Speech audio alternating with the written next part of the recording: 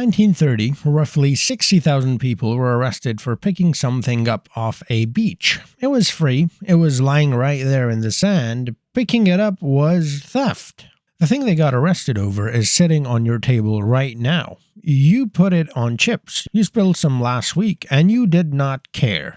Most of what your thumb flies past is noise, but this one made me stop dead. So hold my scroll because I need both my hands for this one. I'll tell you when we found salt, what we first did with it, and how it ended up on your fries, and at the end, why a beach was worth a prison cell. Start with deer. Go to any forest with a salt lake, and you'll find them standing around it like it's a bar at happy hour. They're not confused because their bodies need sodium, and they know exactly where it lives. Early humans never had that problem. If you hunt for a living, you're already eating salt because it's in the meat and it's in the blood. Your dinner hands it over free, and it doesn't even charge delivery. So for tens of thousands of years, nobody dug for salt. Nobody boiled it, nobody traded it. There was no point. It's like paying for air. It's free, it's everywhere. Then we invented farming, and farming is a diet made of plants. Wheat, barley, lentils, brilliant for calories and almost no sodium at all. So we dropped a diet that came with free salt for one made of grass seeds because obviously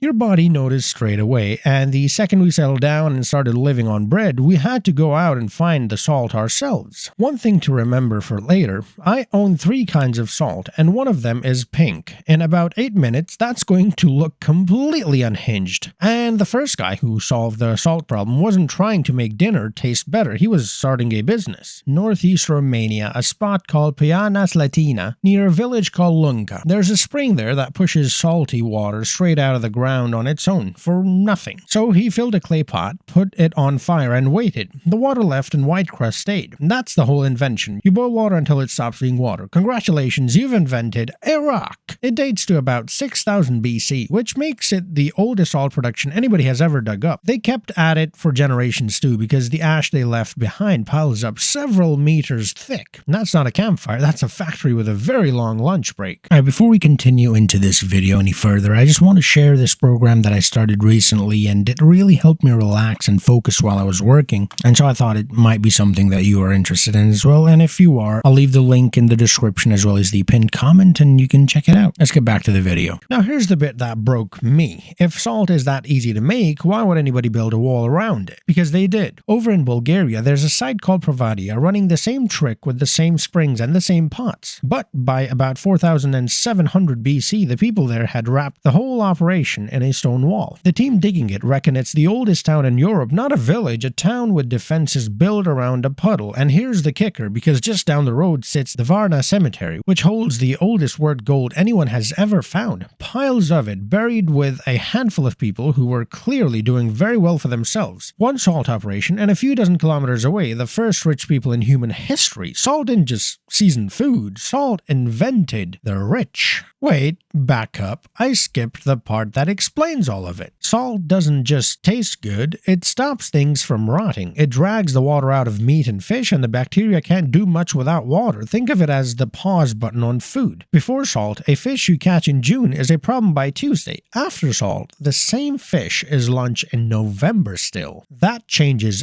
everything about being a human. You can store food, survive a bad winter, and put dinner on a boat and sail somewhere nobody has ever been, which is the entire reason anyone ever found anywhere, really. The Egyptians took it to its logical end and packed bodies in a salty mineral called natron, drying them out over about 70 days. Same idea as curing a fish, just bigger fish. Nobody tell the pharaohs. Somebody with a crown was always going to notice this, and that's where it stops being a cooking story and turns into a crime story. Look at salt from a king's side of the table. Everybody needs it, almost nobody can make it at home, and it only comes from a handful of places you can put a guard on. That's not a mineral, that's a subscription service. In 119 BC, China's Emperor Wu ran the numbers and took the entire industry, seizing salt and iron together to pay for a war up north. It went so well that in 81 BC, they held an official debate about whether it was monstrous, and nobody really won. People are still arguing about that text today. So salt became tax, and every empire after that copied the homework without changing the name at the top. Which brings me to the most famous salt fact on earth, and the one man in 1771 who made it up. You've been told that Roman soldiers were paid in salt, and that's where salary comes from, worth his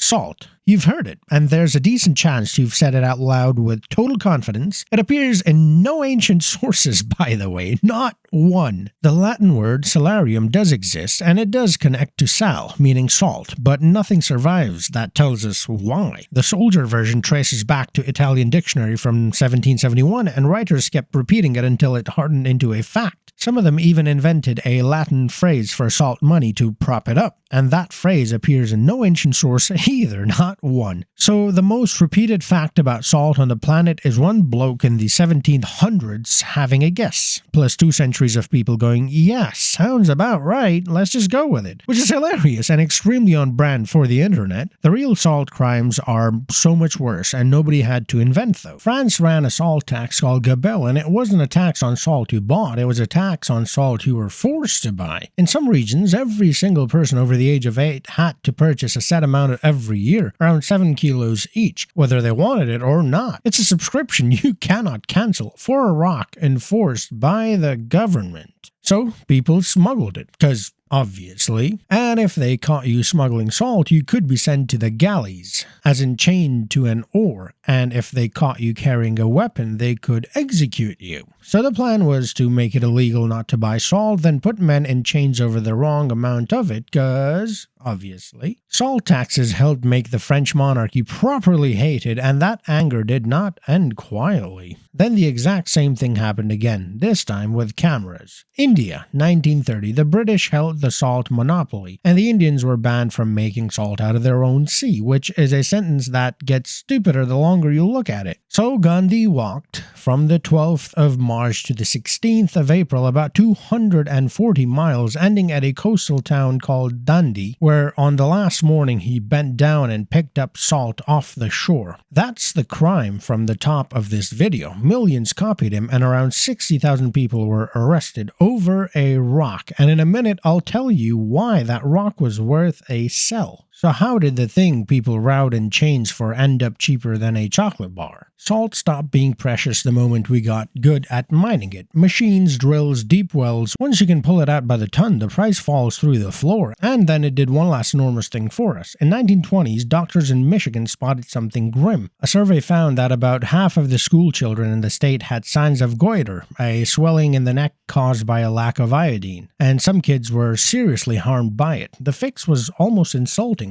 Put a tiny bit of iodine in the salt. It hit shelves in Michigan in May 1924 and went national the same year. We fixed a statewide health crisis by hiding the cure in the seasoning. And today most salt never goes near a plate. The world makes hundreds of millions of tons a year, and in America the biggest single use isn't food, it's melting ice on the roads. So we took the thing Empire Staxed and Gandhi walked 2,040 miles for, and we scattered it on motorways so cars stopped sliding, cause obviously. Second biggest use is the chemical industry, which needs it for plastic and bleach, so your dinner is a rounding error. Meanwhile, I still own 3 kinds of salt, and one of them is pink, and I've never once tasted a difference, and I keep buying it. So that's the arc. We didn't need it. Then we invented farming, and suddenly we did. We boiled it out of springs, built the first town on Earth around it, and used it to press pause on food, which is the only reason anyone ever crossed an ocean. We taxed it until people revolted, twice by the way, and then we got so good at making it that we threw it at traffic. 60,000 arrests, a stone wall in Bulgaria, and the oldest gold ever found, all for a white crust in the bottom of a pot. And that's why a beach was worth a prison cell. For 80,000 years, whoever owned the salt owned whether you ate in February. Gandhi wasn't bending down for seasoning. He was picking up the oldest lever in human history, and everybody watching knew it. Still a rock though. You didn't just hold my scroll, you held it for the entirety of this video over table salt, which is honestly a personal best for the both of us. Drop a like if you're looking at your salt shaker differently now, and tell me in the comments which bit you flat out refuse to believe, because I'm betting it's the celery one. Subscribe, because next time we're doing what ancient humans actually did when it rained, and it's grimmer than it sounds. Right, I'm off to throw out the pink salt. I won't, and I'll probably buy more of it. Before I go though, just a reminder, that program that I spoke of, it really did help me focus while working, and especially relax after I'm done working. It's an audio program that you can listen to while working or working out or just staring at the wall. So it's pretty convenient. Like I said, link in the description, also in the pinned comment below. That's how you can support me without any extra cost to you. Thank you so much for watching this video.